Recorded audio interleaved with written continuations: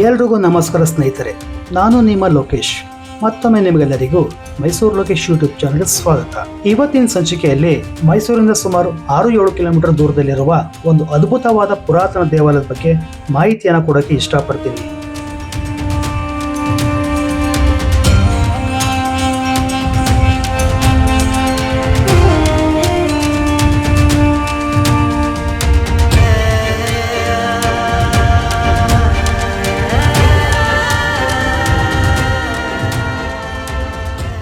ನಮ್ಮ ಮೈಸೂರಿಂದ ಬನ್ನೂರು ರಸ್ತೆಯಲ್ಲಿರುವ ಬೊಗತಗಳ್ಳಿಯ ಶ್ರೀ ಬೇತಾಳೇಶ್ವರಿ ದೇವಿಯ ಉದ್ಭವ ಮೂರ್ತಿ ಹಾಗೂ ಪ್ರತಿಷ್ಠಾಪನಾ ಮೂರ್ತಿಯ ದರ್ಶನದ ಸಂಪೂರ್ಣ ಮಾಹಿತಿಯನ್ನು ನಿಮಗೆ ಕೊಡ್ತೀನಿ. ಮೈಸೂರಿನಿಂದ ಬನ್ನೂರು ಮೇನ್ ರೋಡ್ನ ಎಡಕ್ಕೆ ಬಂದ್ರೆ ಅಲ್ಲಿ ಶ್ರೀ ಬೇತಾಳೇಶ್ವರಿ ದೇವಿಯ ಉದ್ಭವ ಮೂರ್ತಿಯನ್ನು ನೋಡಬಹುದು. ಈ ದೇವಸ್ಥಾನ ಪ್ರತಿ ಬುಧವಾರ, ಅಮಾವಾಸ್ಯೆ ಮತ್ತು ಹುಣ್ಣಿಮೆಯಂದು ಮಾತ್ರ ದೇವಾಲಯ ತೆರೆದಿರುತ್ತೆ.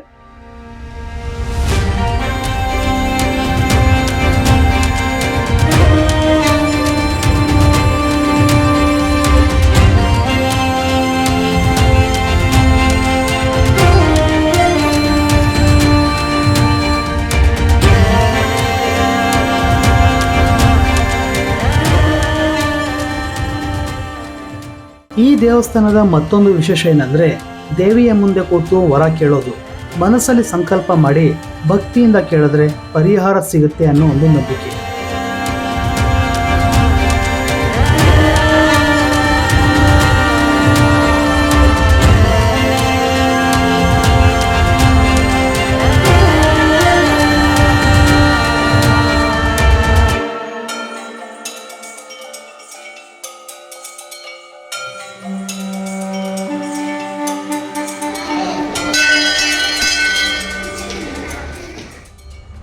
ದೇವಿಯ ದರ್ಶನ ಮಾಡಿದ ನಂತರ ದೇವಾಲಯದ ಹಿಂದೆ ತಡೆ ಕೂಡ ಹೊಡಿತಾರೆ.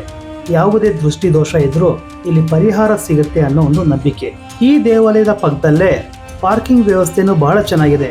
ಅದರ ಜೊತೆ ಇಲ್ಲೇ ಕೆಲವು ಕಾರ್ಯಕ್ರಮಗಳಿಗೆ ಅಡುಗೆ ಮಾಡಿ ಊಟಕ್ಕೆ ಅಂತ ದೊಡ್ಡ ಹಾಲ್ನ ವ್ಯವಸ್ಥೆ ಕೂಡ ಇರುತ್ತೆ.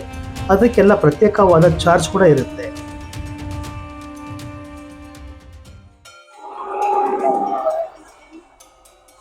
ನಮಸ್ಕಾರ, ನನ್ನ ಹೆಸರು ಕಿಶನ್ ಅಂತೇಳಿ. ನಾನು ಮೈಸೂರಿನವನು. ಇಲ್ಲಿಂದ ಒಂದು 4-5 ಕಿಲೋಮೀಟ್ರ್ ದೂರದಲ್ಲಿ ಬೂದ್ಗಳ್ಳಿ ಅಂತ ದೇವಸ್ಥಾನ ಇದೆ. ಎಡಗಡೆಗೆ ಹೋದರೆ ಉದ್ಭವ ಮೂರ್ತಿ, ಬಲಗಡೆಗೆ ಪ್ರತಿಷ್ಠಾಪನೆ ಆಗಿದೆ ತಾಯಿ ಬೇತಾಳೇಶ್ವರಿ ಅಂತೇಳಿ. ನಾನು ಒಂದು 20-22 ವರ್ಷದಿಂದ ಪ್ರತಿ ಬುಧವಾರ ಬಂದು ಕೈ ಮುಗಿದು ಹೋಗ್ತೀನಿ.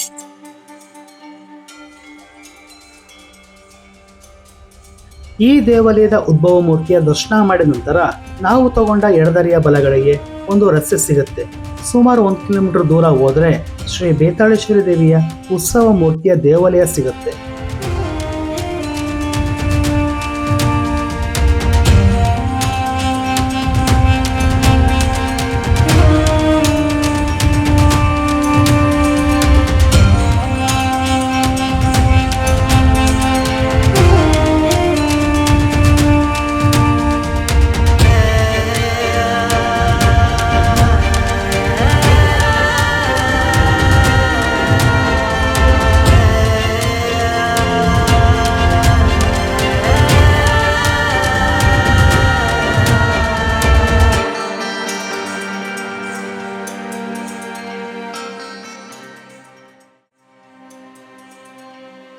ಶ್ರೀ ಬೇತಾಳೇಶ್ವರಿ ದೇವಿಯ ದರ್ಶನ ಮಾಡ್ತಿದ್ರೆ ಸಾಕು, 1 ನಿಮಿಷ ಮೈ ಜುಮ್ ಅನ್ನುವಷ್ಟು ಪಾಸಿಟಿವ್ ಫೀಲ್ ಆಗುತ್ತೆ.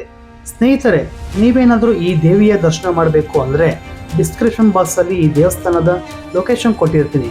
ಈ ದೇವಾಲಯದ ಬಗ್ಗೆ ಇಲ್ಲಿನ ಅರ್ಚಕರು ಏನಂತ ಹೇಳ್ತಾರೆ ನೋಡೋಣ ಬನ್ನಿ. ನಮಸ್ತೆ. ಶ್ರೀ ಬೇತಾಳೇಶ್ವರಿಯ ನಮಃ. ಶ್ರೀ ಮಹಾದೇವ ಅರ್ಚಕರು, ಶ್ರೀ ಬೇತಾಳೇಶ್ವರಿ ದೇವಸ್ಥಾನ ಉಳ್ಕಳ್ಳಿ. ಈ ಬೇತಾಳೇಶ್ವರಿ ದೇವಸ್ಥಾನವು ಸುಮಾರು 500 ವರ್ಷದ ಇತಿಹಾಸವುಳ್ಳ ದೇವಸ್ಥಾನವಾಗಿರುತ್ತದೆ. ಅದರಲ್ಲಿ ಅಮ್ಮ ಮಲಯಾಳದಿಂದ ಬಂದು ನಮ್ಮೂರಲ್ಲಿ ನೆಲೆಸಿರುವುದು.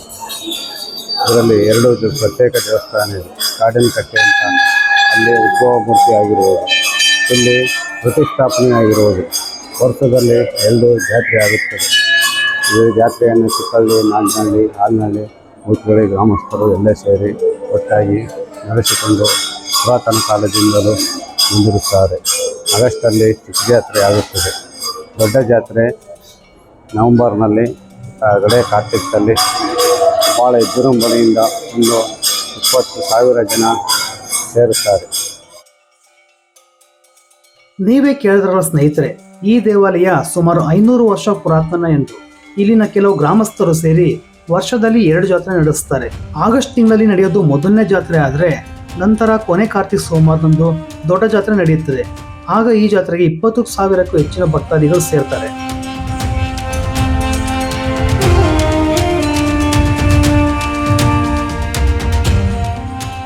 ಸ್ನೇಹಿತರೆ, ಮುಖ್ಯವಾಗಿ ಈ ದೇವಸ್ಥಾನದ ಸಮಯ ಬಂದು ಪ್ರತಿ ಬುಧವಾರ ಬೆಳಗ್ಗೆ 6:30ರಿಂದ ಸಂಜೆ 8:30 ತನಕ, ಅಮಾವಾಸ್ಯೆ ದಿನ ಬೆಳಗ್ಗೆ 7ರಿಂದ ಸಂಜೆ 6 ತನಕ, ಹುಣ್ಣಿಮೆಯ ದಿನ ಬೆಳಗ್ಗೆ 7ರಿಂದ ಸಂಜೆ 5 ತನಕ, ಇತರ ದಿನಗಳಲ್ಲಿ ಬೆಳಗ್ಗೆ 7ರಿಂದ ಬೆಳಗ್ಗೆ 9 ತನಕ ತೆರೆದಿರುತ್ತೆ.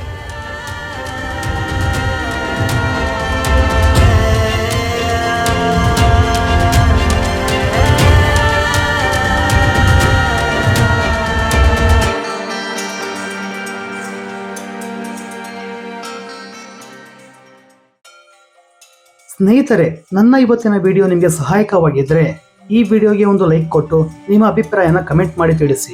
ನಿಮ್ಮ ಸ್ನೇಹಿತರಿಗೂ ಕುಟುಂಬದವರಿಗೂ ಶೇರ್ ಮಾಡಿ.